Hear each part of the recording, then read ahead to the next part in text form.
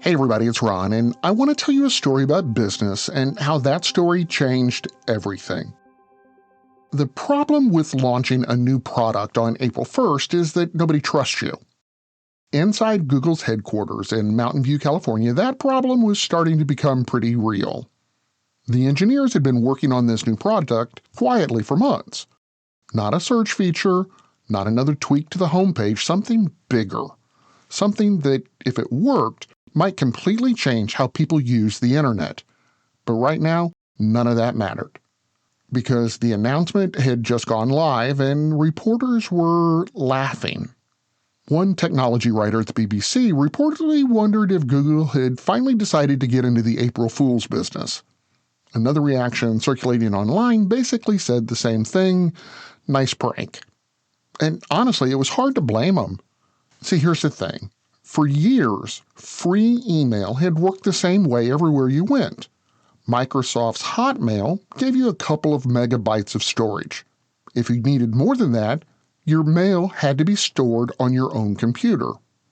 Yahoo Mail offered something similar. You wrote a few messages, stored a few attachments, and before long you were staring at that very familiar warning telling you that your online mailbox was full.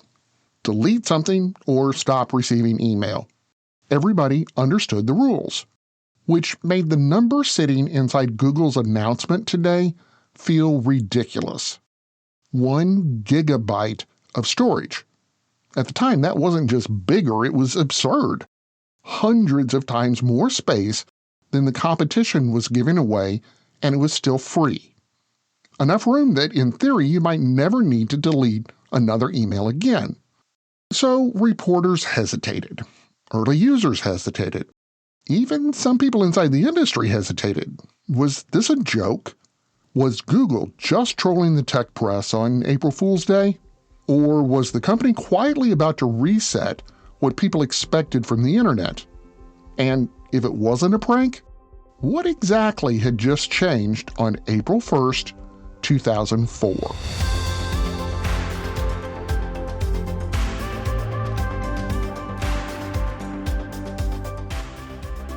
From Business Basics, I'm Ron Trucks, and this is Business History, the daily podcast where we explain stories that changed business forever. Every date on the calendar has a story where business reshaped the world. Today, April 1st, that story takes us to 2004, the day email storage stopped being scarce. By the early 2000s, Google was already becoming the front door to the internet.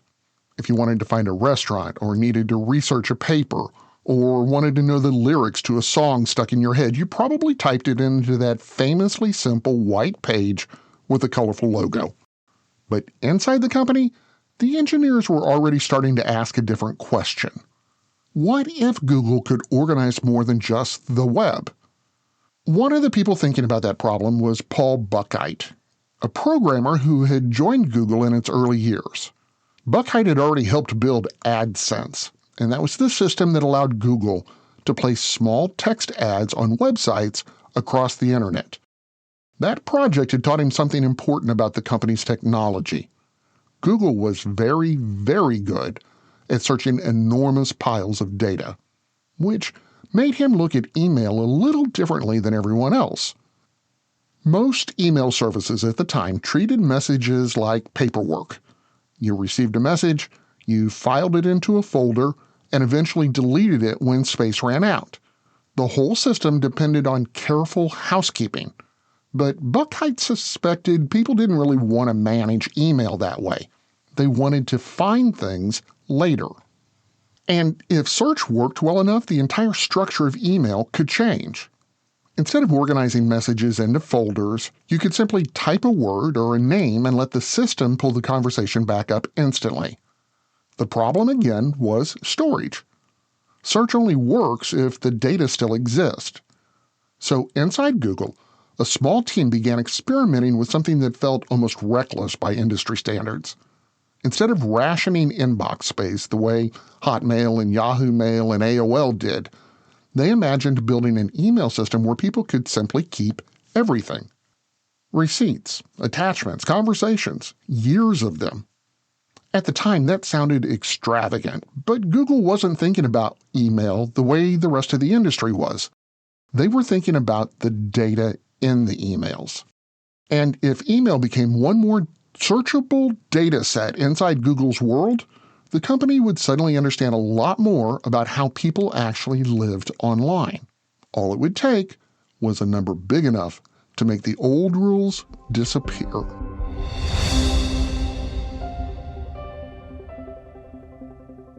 Real talent is defined by what people can do, not where they learn to do it. So by stopping at the education section of a resume, you might throw away the perfect hire. Skills First Hiring helps you see talent others miss, like more than 70 million stars, skilled through alternative routes. Let their story unfold and gain a competitive advantage, because hiring managers who start with skills are 60% more likely to find a successful hire. Hire skills first. Learn why at tearthepaperceiling.org. Brought to you by Opportunity at Work and the Ad Council.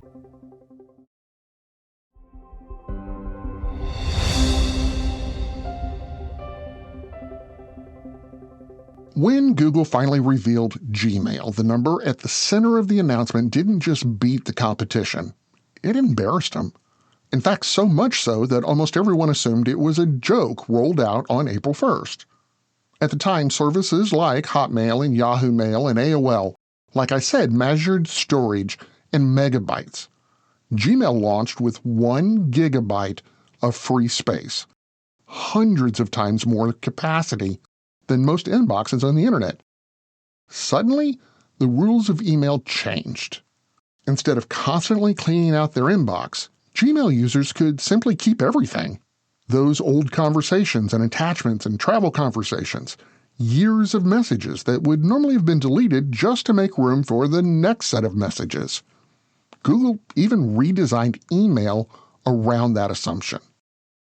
Instead of building those complicated folder systems and having to download things onto your own computer, Gmail said, let's leave it on our servers and let them use search.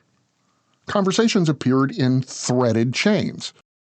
Messages could be archived instead of deleted, quietly building a growing record of communication that could be pulled back up with a few keystrokes.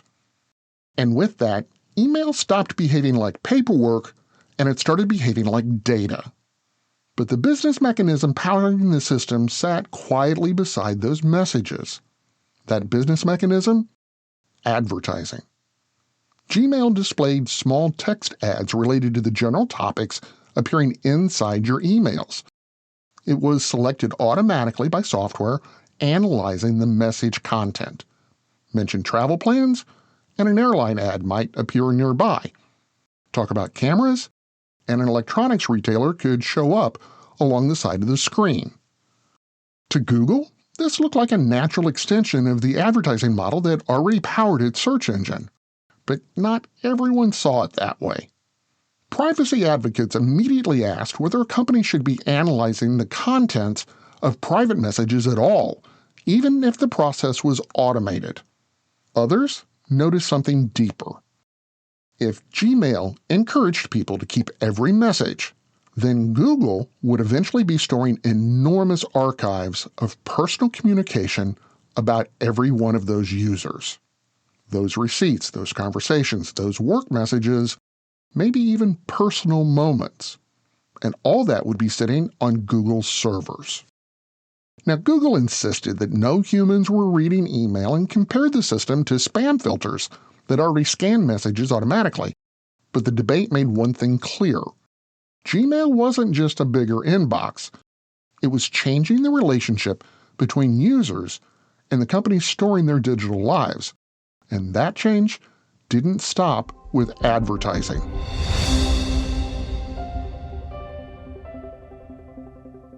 This message is for Karina, our mom who finished her high school diploma at age 28. Hi, Mom. It's Emmettith and Nicholas. Congratulations on getting your diploma. You worked so hard and have taught us so much. We love you.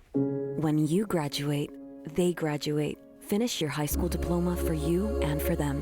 Visit finishyourdiploma.org to find free and supportive adult education centers near you. Brought to you by the Dollar General Literacy Foundation and the Ad Council. As veterans, we're no strangers to helping others. That's what we were taught, service before self. But we do have one question for the veterans listening. When was the last time you reached out for help? If you or someone you know needs resources, whether it's for stress, finances, employment, or mental health, don't wait. Reach out. Find more information at va.gov/reach. That's va.gov/reach. Brought to you by the United States Department of Veterans Affairs and the Ad Council.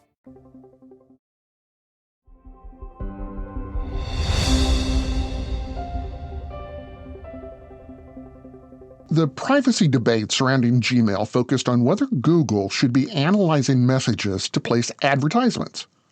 But underneath that argument was a quieter shift that turned out to matter even more. Gmail had changed where email lived. Before Gmail, most long-term email storage happened on your computer.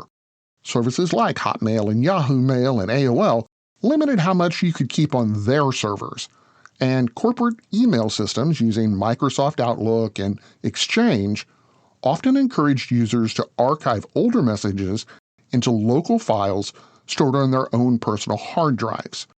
If you wanted to keep years of email, the responsibility belonged to you. Gmail quietly reversed that model. Instead of forcing users to move messages off the server, Google invited them to keep everything exactly where it arrived. All those conversations and attachments and confirmations, years of communication could all stay inside the same online account. And because the system was built around search instead of those folders, those messages weren't just stored, they were instantly retrievable. Now, yes, competitors reacted quickly. Yahoo and Microsoft began expanding their storage limit, turning what had once been a scarce resource into a new industry expectation. But Gmail's deeper advantage wasn't just bigger inboxes. It was the ecosystem forming around that stored information.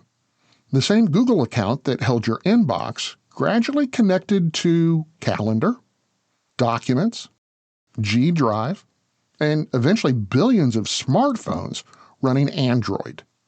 Each new service made the account more useful, and it made it harder to leave. The privacy concerns raised in 2004 never fully disappeared. But for most users, the convenience of permanent, searchable communication proved stronger. Because Gmail had quietly changed one assumption that guided email for years. Your messages no longer lived on your computer, they lived on Google's servers. And that shift began when a number that sounded absolutely absurd appeared in a product announcement on April 1st, 2004.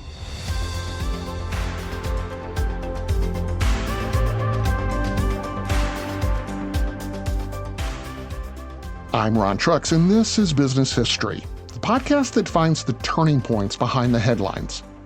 To hear more stories like this, follow us on Apple Podcasts, Spotify, YouTube, or wherever you listen. And if you're enjoying the stories, please don't forget to subscribe and leave a quick review. It helps more people find the story behind the business. And if you actually want to understand business better without the fluff or the buzzwords or the MBA language, start by visiting us at businessdailypodcast.com. It's okay not to be perfect with finances. Experian is your big financial friend and here to help. Did you know you can get matched with credit cards on the app?